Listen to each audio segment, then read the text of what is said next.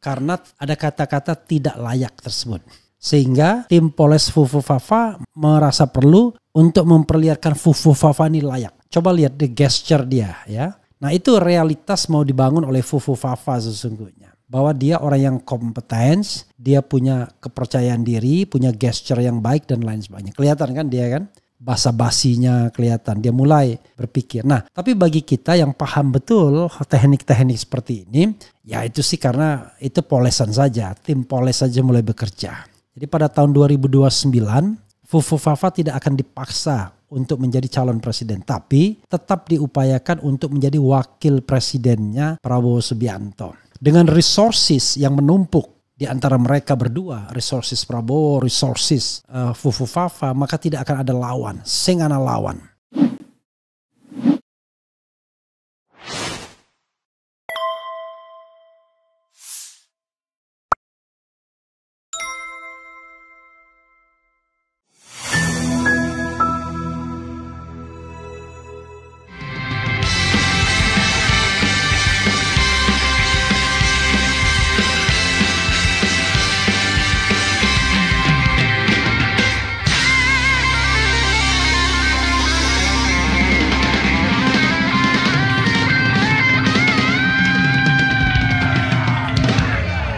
Tak menganggap adanya presiden, Fufufafa langsung unjuk gigi di hari pertamanya jadi wakil presiden.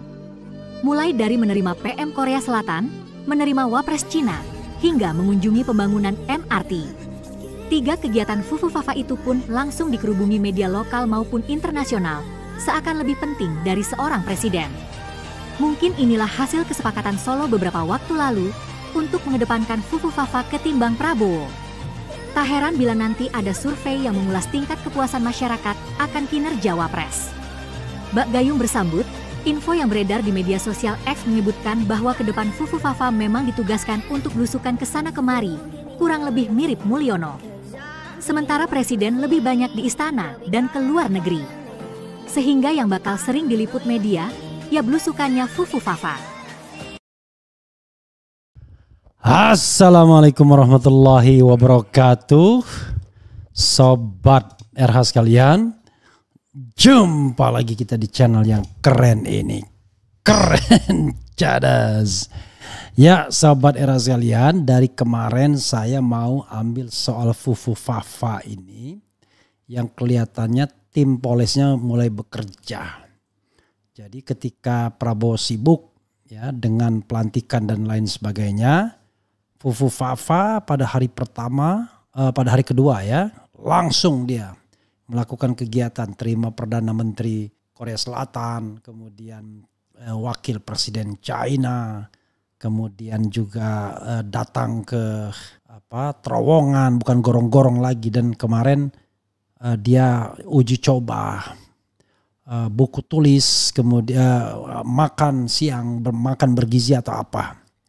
Jadi sahabat daerah sekalian, terlihat betul ya, ini Fufufafa mau dipoles-poles. Nah pertanyaannya, forward, forward ya. Untuk apa? Oke, kita akan jawab ya. Rasa cemas, hidup berat, dunia gelap, Fufufafa. Cuekin aja nggak bisa ya. Karena now he is the Vice President of Republic of Indonesia. Sudah disumpah ya. Tapi pertanyaannya tetap, kalau kita pakai standarnya Faisal Basri, Faisal Basri, Akbar Faisal kemudian mengatakan, astagfirullahaladzim ya, dia mengucapkan selamat kepada Prabowo Subianto tapi tidak kepada Fufufafa. Karena Fufufafa dianggapnya tidak layak menjadi wakil presiden. Nah mungkin ya itulah yang mendasari kenapa juru poles, tim poles ini mulai bekerja memoles Fufufafa. Kita tidak tahu siapa di belakang layarnya. Tapi pasti yang bekerja tim Mulyono. Karena metodenya kurang lebih sama. Ya, jadi metodenya ya datang-datang ke sekolah, datang ke terowongan, ya kan, datang ke tempat-tempat yang bisa diliput media. Kenapa saudara sekalian begitu? Karena sederhana, rakyat Indonesia itu masih melihat realitas media. orang yang sering muncul di televisi, orang yang sering muncul dalam liputan dan lain sebagainya jauh lebih disukai ketimbang mereka yang cuma di belakang meja, tidak pernah tersorot televisi dan lain sebagainya. Wajar karena itu tahu betul ya para pemolesnya ini, termasuk politisi kita. Karena ini Fufu Fafa harus tetap di ruang publik. Walaupun ketika ditanya, Fufu Fafa tiba-tiba bingung dia. Dia serahkan kepada wakil menterinya atau pada menterinya nanti. Harusnya di briefing dulu untuk hal-hal tertentu ya dia harus bisa jawab. Paling tidak bisa bernegosiasi. Kelihatan kan orang matang atau tidak ketika dia menghadapi orang lain atau berhadapan dengan media. Kalau dia matang ya dia santai saja mengatakan, saya tidak tahu, saya ini sarjana hukum, tapi oke, saya akan jawab ya untuk hal-hal yang strategis, misalnya begitu. Tetapi kan hal seperti itu membutuhkan ya kematangan dalam hal berkomunikasi dan juga pengalaman ya yang cukup. Begitu saudara sekalian. Coba kita spill lagi video yang satunya lagi kalau sudah siap ya. Jadi memang itu satu alasannya karena ada kata-kata tidak layak tersebut. Sehingga tim Poles Fufu Fafa merasa perlu untuk memperlihatkan Fufu Fafa ini layak. Coba lihat the gesture dia ya. Ketika dia berhadapan dengan wakil presiden China misalnya. Wah, dia kelihatan seperti Michael Kamdesu yang bersedekap ketika menyaksikan Soeharto tanda tangan dulu waktu kerjasama dengan IMF kalau tidak salah ya. Itu kan ngetop sekali. Wah, ini dia terlihat seperti dikjaya ya. Dia kelihatan wah keren sekali ya, keren cadas. Nah itu realitas mau dibangun oleh Fufu Fafa sesungguhnya. Bahwa dia orang yang kompeten, dia punya kepercayaan diri, punya gesture yang baik dan lain sebagainya. Kelihatan kan dia kan, basa-basinya kelihatan. Dia mulai berpikir. Nah tapi bagi kita yang paham betul teknik-teknik seperti ini, ya itu sih karena itu polesan saja, tim poles saja mulai bekerja. Tetapi jangan lupa sobat era sekalian, dalam jangka pendek memang Fufu Fafa memantas-mantaskan diri. Kalau kita bicara tentang skenario normal, sebenarnya seperti yang pernah dikatakan Kodari dan Denny JA, yaitu koalisi permanen selama 20 tahun. Dan mereka ada di dalamnya, Denny JA dan Kodari ada di dalamnya. Tapi by the way Denny JA tidak dapat jabatan apa-apa ya.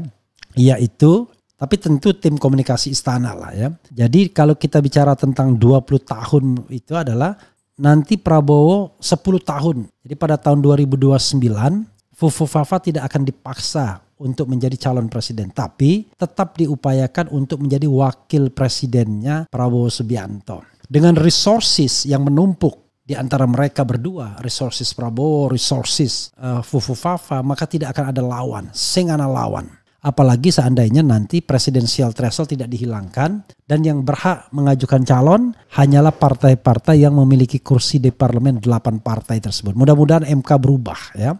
Kalau enggak ya MK keburu diinfiltrasi ya nanti. Apalagi diganti hakim-hakim yang kredibelnya. Jadi setelah itu Fufu Fafa yang akan maju di 2034 dengan catatan kita tidak tahu usia. Karena pada tahun 2029 mendatang Prabowo yang kelahiran tahun 51 akan berusia 78 tahun. Sekarang dia 73 tahun. Jadi apakah dalam usia seperti itu dia masih fit dan proper untuk menjadi calon? Kalau tidak maka Fufu Fafa yang akan mengisi ruang kosong tersebut. Dan kalau seandainya oligarki peak, oligarki politik, oligarki ekonomi terus bersatu terus, maka dia mulus bisa menjadi calon tunggal dengan satu boneka. Kalau seandainya calon tunggal mau dihindari agar tidak melawan kotak kosong. Nah itu skenario manusianya. Kita tidak tahu bagaimana skenario dari Allah Subhanahu wa Ta'ala kan. Yang jelas bagi kita apapun yang diberikan Allah itu yang terbaik. Kalau misalnya negara kita buruk karena kepemimpinan hari ini ya itu cobaan. Tapi kalau baik berarti Allah menurunkan pemimpin yang amanah, adil ya, entah dalam diri siapa, apa adalah jangan-jangan dalam diri Fufu Fafa, kita kan tidak tahu, atau dalam dalam diri Prabowo. Tapi yang jelas hari ini Fufu Fafa berupaya mengatakan saya layak menjadi wakil presiden, saya layak menjadi orang nomor 2. Lihat nih gesture saya, nih saya berhadapan dengan Korea Selatan dan China. Pinter dia. Yang dihadapi adalah Korea Selatan dan China yang biasanya bahasa Inggrisnya nggak baik-baik amat. Orang Cina sama Korea kan nggak terlalu baik, jadi dia pede lah chit-chatnya ya kan. Tapi kalau yang diterima itu misalnya Perdana Menteri Inggris, wah rasanya dia minder tuh. Tapi ini orang Cina juga nggak paham itu bahasa Inggrisnya. Jangan-jangan dia nggak bisa juga bahasa Inggris. Korea Selatan nggak canggih-canggih amat bahasa Inggrisnya. Maka dia terima. Jadi saudara sekalian, realitas seperti ini sedang dimainkan ya. Coba ini kan lagi ya. Luar biasa Fufu Fafa ini. Nah, kalau kita lihat Said Didu misalnya, apa yang disirkulasikan Said Didu, dia mengatakan begini nih Said Didu ya. Fufu Fafa langsung nyalip presiden ya. Ini Said Didu ini dia mau ngadu-ngadu domba ini ya. Tetapi ini kata Said Didu ya, langsung nyalip presiden. Fufu Fafa, nih yang dikatakan Said Didu tadi sudah di-spill ya. Fakta, hari kerja pertama pemerintahan Prabowo, Fufu Fafa langsung unjuk gigi seakan melebihi presiden yang hanya ada di istana menata kabinet sementara. Fufu Fafa langsung menerima PM Korea Selatan, menerima Wapres China, mengunjungi pembangunan MRT masuk terowongan. Dari 3 kegiatan Fufu Fafa tersebut diliput oleh media nasional dan internasional, melebihi liputan pelantikan menteri, wakil menteri, dan pejabat setingkat menteri yang dilakukan Bapak Presiden karena memang bobot beritanya seakan lebih penting. Ini terlihat bahwa semua media utama meliput kegiatan Fufu Fafa tersebut. Tim media Fufu Fafa sepertinya lebih sigap dibandingkan tim media Presiden. Analisis ya. Kata Said Didu. Fufu Fafa sepertinya sudah melaksanakan arahan Solo agar tampil lebih menonjol dari presiden. Sepertinya tim pencitraan Jokowi sudah beralih tugas untuk melakukan pencitraan Fufu Fafa. Tim media, influencer, dan buzzer yang selama ini dibayar oleh oligarki pendukung Jokowi sudah bekerja untuk pencitraan Fufu Fafa. 4 menteri, wakil menteri, pejabat setingkat menteri yang sebagian besar adalah loyalis Jokowi sudah menyiapkan karpet merah buat unjuk prestasi Fufu Fafa. 5. Jangan heran jika beberapa hari lagi akan muncul hasil survei kepuasan terhadap kerja Fufu Fafa. Kesimpulan, Fufu Fafa langsung menyalip presiden di hari kerja pertama. Dan jangan heran juga ya, nanti tiba-tiba tingkat kepuasan Fufu Fafa lebih tinggi dibandingkan tingkat kepuasan terhadap Prabowo. Di situ akan mulai ada friksinya. Tapi kalau mereka tetap kerjasama, ya mungkin diatur sama tim surveinya. Jadi nanti Prabowo tetap lebih tinggi dan Fufu Fafa mengikuti terus begitu. Ya, memang kalian para pollster itu kadang-kadang memang bikin rekayasa pintarnya minta ampun ya. Baik itu memainkan margin of error ya kan, memainkan pertanyaan sehingga masyarakat percaya dengan survei-survei kalian. Padahal survei-survei kalian dibayar ya. Itu yang saya lihat ya, tanpa harus menunjuk survei siapa ya. Tim polesnya semua stasiun TV, saya yakin 1 miliar % porsi Gibran di TV bakal full melebihi porsi Prabowo sampai ke acara gosip pun bakal muncul mukanya. Pencitraan jilid 2. Samsul manggut bengong. Kemudian udah mulai ada ininya ya, ada buzzernya juga rupanya. Berarti Prabowo bukan presiden sebenarnya, seharusnya dia bisa menegur bahkan marah, tetapi tidak dilakukannya. Jokowi pegang kartu truf Prabowo, I don't know exactly ya. Kemudian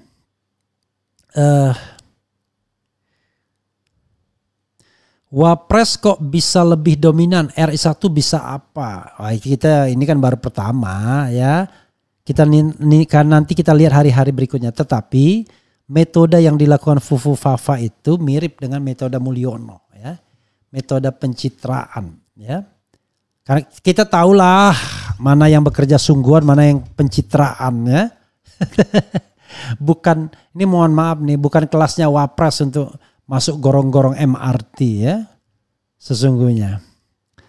Kelasnya Wapres itu ya bolehlah terima tamu. Cuman memang pertanyaannya adalah kenapa yang pertama diterima adalah Wapres China? This is the question. Seolah-olah menegaskan agar hubungan erat ya, kakak adik antara Mulyono dan Xi Jinping itu mau dilanjutkan. Kenapa saya bilang kakak adik? Karena Mulyono sendiri yang bilang bahwa Xi Jinping adalah big brother ya. Jokowi sendiri yang bilang big brother. Ya, begitu. Begitu saudara sekalian ya. Hasil kerja Kodari CSIZ, I don't know exactly ya. 1 bulan muncul baliho Fufufafa kerjanya bagus ya. Emang bisa apa sih Samsul masalah kerja? Kemudian bagaimana Samsul Fufufafa berbicara dengan pejabat negara lain? Wawancara dengan wartawan saja maksudnya apa gitu ya? Mana Partai Omon-Omon Indonesia? Buzzer RP Fufufafa sudah mulai kerja keras. Omon, oh iya. Mereka tagih janji Jokowi, mereka senggol anaknya.